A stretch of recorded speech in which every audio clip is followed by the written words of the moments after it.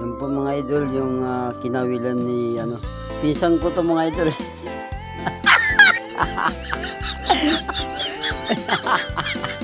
Sisikat na naman to mga idol.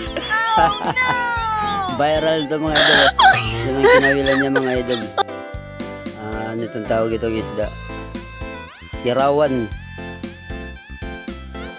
Yan, kirawan mga idol. Kilala nyo yan mga idol na isda, kirawan.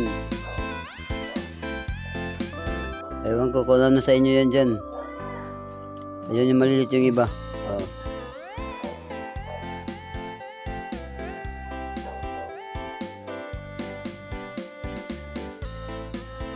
Malilit yung iba mga idol.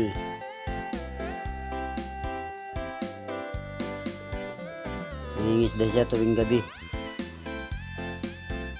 Okay mga idol, see you next vlog na lang mga idol. Thank you very much.